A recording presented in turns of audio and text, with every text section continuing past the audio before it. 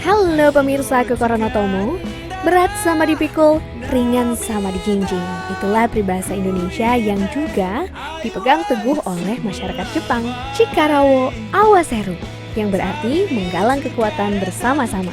Simak terus Kekoronotomo-nya ya.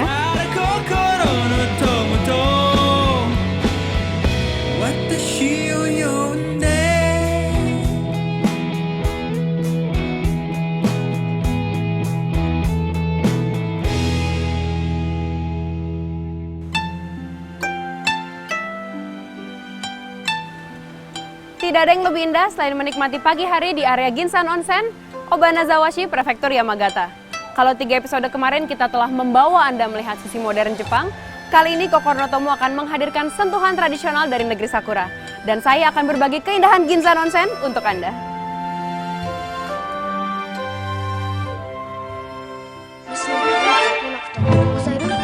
Film serial drama legendaris Oshin pernah disiarkan dan menjadi sangat populer di Indonesia dan telah mengharu-birukan penikmat televisi Indonesia pada saat itu. Film drama Oshin juga sebelumnya ditayangkan di stasiun televisi NHK Jepang pada tahun 1980-an.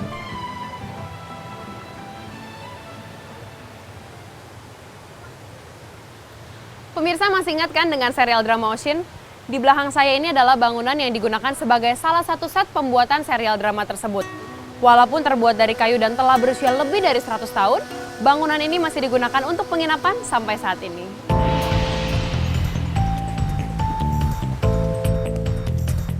Ini dia kawasan onsen di Obanazawa. Di tempat ini, kita akan diingatkan kembali kepada suasana film Oshin. Onsen adalah istilah untuk air panas belerang dalam bahasa Jepang. Meskipun istilah ini sering digunakan untuk menggambarkan fasilitas mandi dan penginapan di sekitar mata air panas. Onsen hingga saat ini masih memiliki peran penting dalam kehidupan sosial Jepang. Sebagai negara vulkanik aktif, Jepang memiliki ribuan onsen yang tersebar di seluruh negeri matahari terbit ini. Salah satunya adalah Ginsan Onsen yang satu ini. Aliran sungai yang bersih memberi banyak kehidupan dan indah dipandang. Di dunia ini ada begitu banyak sungai yang mengalir. Pemirsa bisa melihat di kedua sisi sungai Ginsan yang jernih ini. Banyak terdapat penginapan-penginapan anggunan mempesona yang masih terjaga sisi tradisionalnya hingga saat ini.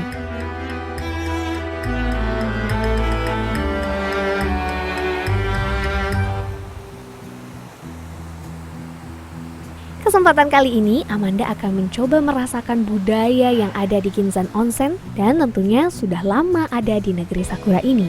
Kebiasaan masyarakat lokal di sini adalah merendamkan kaki di air onsen yang hangat untuk relaksasi sambil menikmati lezat dan lembutnya tofu. Kota sumber mata air panas Ginsan Onsen dan suasana penginapan tradisional ala Jepang telah membuat Amanda dan tim Kekoronotomo terhanyut dalam budaya tradisional negeri Sakura. Untuk lebih menyatu dengan keindahan Ginsan Onsen, saya mengenakan busana tradisional yukata. Tapi jangan salah pemirsa, yukata berbeda loh dengan kimono. Yukata digunakan oleh wanita Jepang untuk acara yang lebih kasual, seperti yang dikenakan Oshin dalam kesehariannya.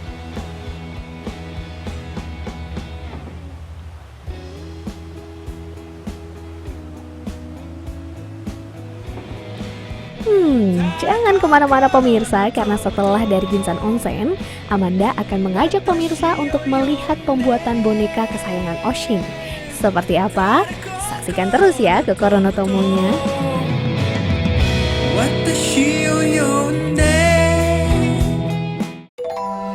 Mungkin belum banyak yang mengenal salah satu karya seni ini yang dibuat oleh para pengrajin dari Tohoku sejak dulu kala yang dibuat secara turun-temurun.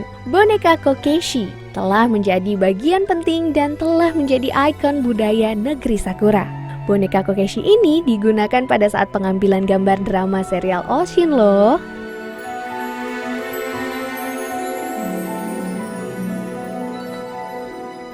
Saya udah ganti baju nih pemirsa. Tapi sebelum lanjut berangkat ke Sendai, saya mau beli souvenir dulu buat kenang-kenangan kalau saya udah pernah ke Ginsan Onsen. Boneka Kokeshi yang dikenal sejak zaman Edo telah dibuat selama kurang lebih 150 tahun. Walaupun kini negara Jepang telah modern, boneka Kokeshi masih ada dan terus dibuat oleh para pengrajinnya secara turun-temurun.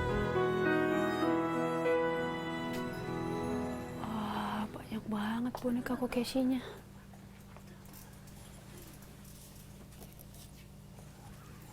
Jadi pemirsa, boneka Kokeshi ini dikasih oleh ibunya buat Oshin kecil waktu mereka mau berpisah.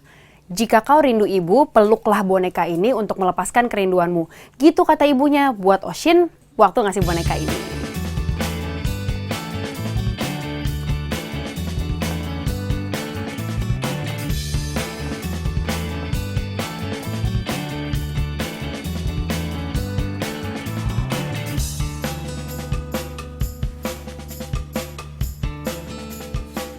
Amanda さん、どうぞ一緒にこけし煮付けをしましょいいですか？う。はい、どうぞ入ってください。ありがとうございます。どうぞこちらに座ってください。はい。どうもはじめまして。ですね、こけしを持つ方にこの手袋をかけてください。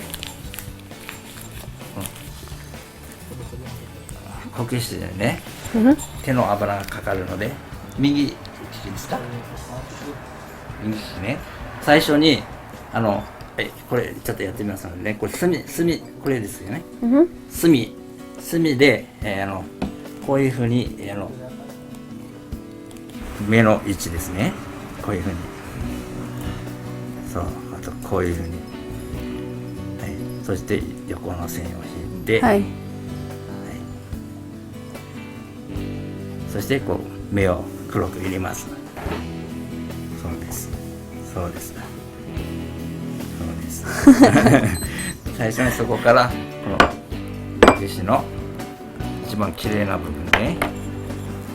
ここが顔が綺麗だからここを正面にしてこういう眉毛を描いて、はい目を描いてはい。ください。こっちに。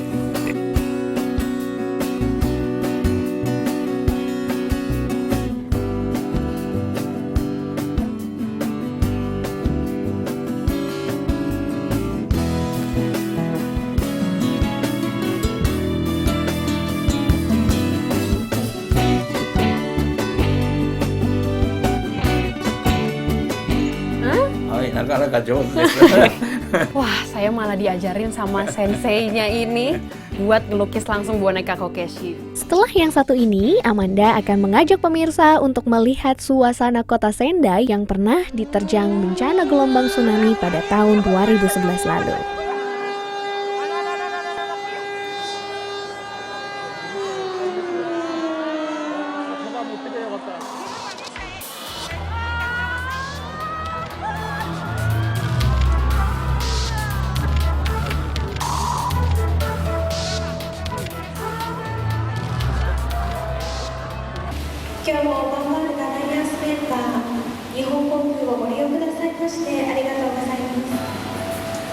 Setelah diterpa gelombang tsunami di tahun 2011 yang meluluh lantakan berbagai infrastruktur, kini saya berada di Bandara Sendai yang telah kembali beroperasi dengan normal. Dan ini merupakan prestasi yang menakjubkan dari sebuah bangsa. Pemirsa, kini Jepang telah bangkit dari keterpurukan, bahu-membahu menghadapi bencana, dan membuktikan kepada dunia bahwa mereka adalah orang yang kuat dan hebat. Jangan kemana-mana karena Amanda akan mengajak pemirsa untuk menemui salah seorang sahabat dari Indonesia yang buah pikirannya bermanfaat bagi masyarakat Jepang.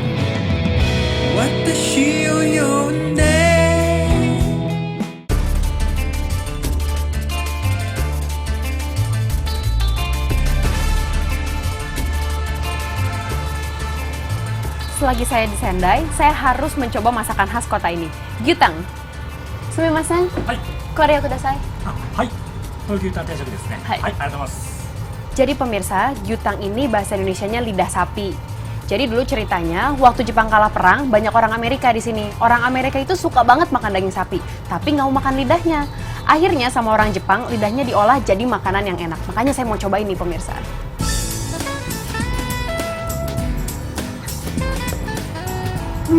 Kayaknya enak banget nih pemirsa. Dari wanginya aja udah kecium. はい、お待たせしました。どうぞ。 Hai, arigatou gozaimasu.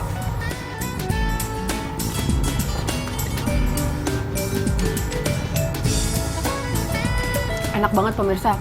Renyah tapi lembut dan Rasanya itu meresap sampai ke dalam.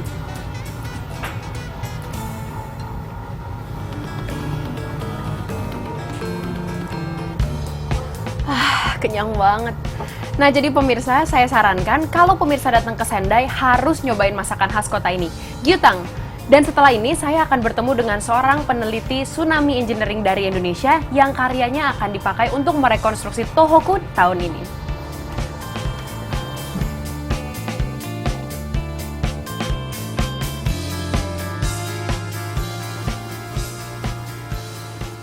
Saya udah sampai di apartemennya Mas Abdul, peneliti tsunami engineering yang tadi saya bilang. Saya naik ke atas dulu ya. Nih, sama Papa. Halo Mas Abdul. Halo Mbak Manda. Boleh masuk nggak nih? Boleh. Mari. Apa kabar Mas? Baik. Halo Mbak Lia, apa kabar? Kabar baik. Miyaki-chan. Hai Miyaki-chan. Watashi wa.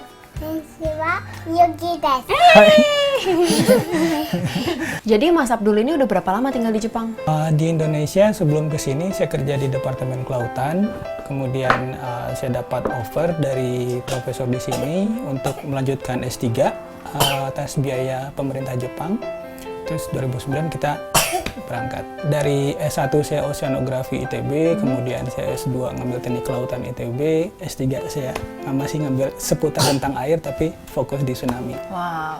Pemecahan masalah kemacetan akibat kepanikan tsunami merupakan tema riset yang dilakukan oleh pria bernama lengkap Abdul Muhari asal Bukit Tinggi, Sumatera Barat ini. Terus waktu kejadian tsunami tahun lalu itu Mas Abdul dan keluarga lagi di mana, sedang berkegiatan apa? Jadi kebetulan lab saya itu kan di lantai 11. Terus kita berlindung di bawah meja, pakai helm. Itu meja saya itu cukup berat. Saya berlindung di meja itu pun dalam posisi telungkup itu masih ke bawah, geser 1 meter gitu. Terus di sini pas nyampe di rumah itu nggak ada istri, nggak ada anak. Saya mulai bingung gimana ya. Tapi 2 hari sebelumnya itu kan juga ada gempa 7,4 dan setelah 7,4 itu kita sempat ngobrol kalau ada gempa ya istri saya mengungsinya ada di tempat di dekat jembatan, mengungsinya di sana gitu. Waktu lihat sampai rumah istri nggak ada, sempat hopeless nggak Mas?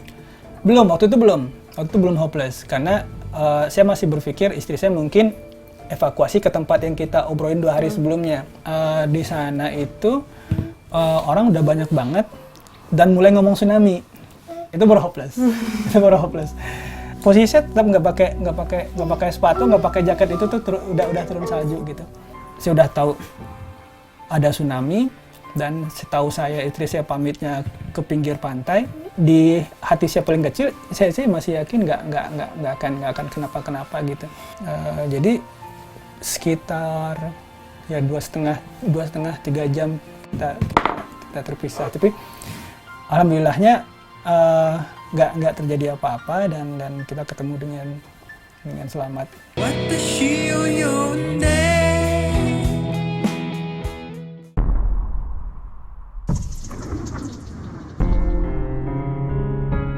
Ada nggak Mas yang kan apartemennya kosong nih atau rumahnya kosong, semua ke community center. Ada nggak sih yang diam-diam masuk ke rumahnya ambil televisinya atau apa gitu? Ini apartemen kita dari mulai gempa, terus kita dievakuasi ya 3 hari di sini, kemudian kita dievakuasi ke Tokyo, pulang ke Jakarta, terus saya balik 3 minggu berikutnya, rumah saya nggak dikunci. Dan nggak ada satupun yang hilang. Nggak ada satupun. Tapi iya sih Mas, sebelum kesini sebenarnya saya iseng coba tinggalin dompet saya di tempat umum, di trotoar gitu untuk jalan kaki. Saya iseng tinggalin, saya lihat dari jauh. Kemudian ada satu laki-laki datang, dia ngelihat dompet saya, dia ambil, dia nengok kiri kanan. Terus saya pikir ini mau dibawa kemana dompet saya nih? Tahu-tahu dia bawa ke kantor polisi, terus dia tinggal. Akhirnya saya datang ke kantor polisi itu lagi dan dompet saya balik. Saya cek uang saya masih utuh semuanya. Keren banget ya.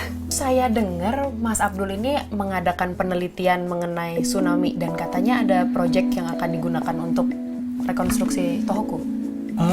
Jadi kebetulan riset saya di sini itu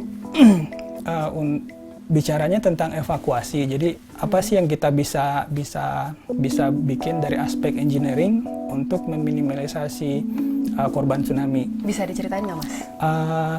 Jadi waktu kemarin itu yang kita lihat dari lapangan, permasalahan terbesar itu adalah ketika orang mau evakuasi karena ingin menjemput keluarga, menjemput anak dari sekolah, itu rata-rata pakai mobil balik lagi ke daerah yang sebenarnya rawan tsunami. Begitu balik lagi, itu udah terlambat. Ada yang tersapu tsunami dan paling banyak itu terjebak macet. Kalau kita mau memecahkan masalah macet waktu evakuasi, maka kita harus berpikir naruh solusinya itu di dekat tempat macet itu, yaitu di intersection. Gimana caranya kita menggunakan area di intersection itu penuh seluruhnya. Jadi ide simpelnya si jembatan penyeberang ini kolom-kolomnya itu di tengahnya saya taruh slab, jadi saya taruh deck. Kebetulan yang untuk Miyagi sendiri, untuk Sendai kita udah coba hitung, saya udah coba hitung, itu di luar dugaan juga, dari 13 intersection aja kita coba bangun itu bisa nampung sekitar 13.000 orang. Kalau pulang ke Indonesia biasanya naik pesawat apa tuh, Mas? Orang Indonesia harus naik Garuda Indonesia dong. Oh iya dong. Saya udah jadi pelanggan Garuda dari dulu. Jadi sebelum saya kesini saya udah punya Garuda Frequent Flyer. Ini sangat penting, sangat membantu banget karena megang kartu Frequent Flyer-nya Garuda Indonesia, saya masih bisa masuk lounge. Kemudian yang penting buat kita itu bagasi, itu sangat penting. Saya dapat tambahan 15 kg. Saya juga dengan traveling keluar saya dapat mileage. Kalau naik Garuda Indonesia, saya nggak perlu repot lagi ngantri di bandara untuk urusan imigrasi karena ada imigrasi on board di Garuda. Itu sangat membantu banget. Wah, bincang-bincang kita sangat seru dan inspiratif sekali, Mas Abdul. Makasih banyak ya, Mas Abdul. Sama-sama. Peradaban sebuah bangsa menentukan maju mundurnya bangsa tersebut. Dari episode ini, saya melihat bahwa bangsa Jepang memiliki peradaban yang sangat luar biasa. Dilihat dari kedisiplinan, rasa toleransi yang tinggi, tolong-menolong, serta keikhlasan yang patut untuk kita tiru. Lebih dari setahun telah berlalu, dan rekonstruksi di daerah yang terkena bencana tsunami sangat signifikan. Saya Amanda Zevanya akan kembali menemani Anda melihat hal-hal menarik lainnya dari negeri Jepang. Jadi jangan lupa saksikan Kokorno Tomo minggu depan. Sayonara!